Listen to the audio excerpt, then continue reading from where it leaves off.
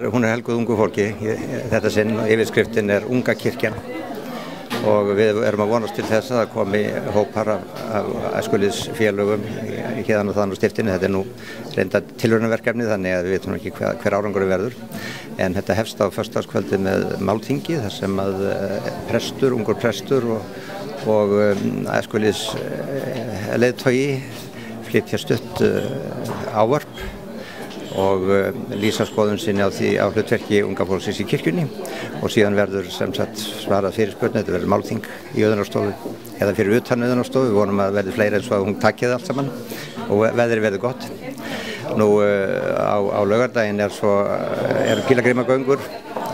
bæði yfir Helgadalsheiði og frá Flugumýri að venju. Og farin verður helgiganga í Gvendarskál þar sem að messað við altari Guðmundar góða og auk þess verður ýmiss konar dagskrá meðal annars hlaup í Gvendarskál, kapphlaup upp í Gvendarskál í samvinnu við ungmennafélagið í dalnum og það verður allleikir og svo verður grillveisla kvöldið þegar búið að taka á móti pílagrímunum í Dómkirkjunni og kvöldvaka. Fáránleikar á íþróttavellinum meðal annars Pétur Björgvin Þorsteinsson djákni, hann stjórnar þessum þætti sem er þessi liður unga fólksins. Og svo sunnudagurinn svona hefðbundinn hefst með samkomu í Auðunarstofu þar sem að Benedikt Gunnarsson, listmálari, mun afhenda staðnum málverk af Hallgrími Péturssyni og flytja ávarp og menntamálaráðherra mun flytja ávarp og lýsa yfir stuðningi stjórnvalda við stofnun prentminjasafns á Hólum og hátíðarmessan verður klukkan 2 þar sem að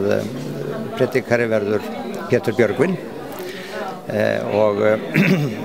ungar stúlkur frá Akureyri verða leiða sönginn undir stjórn Eyþórs Inga Jónssonar og hátíðarsamkoman svo aftur seinni partinn eftir hátíðarkaffið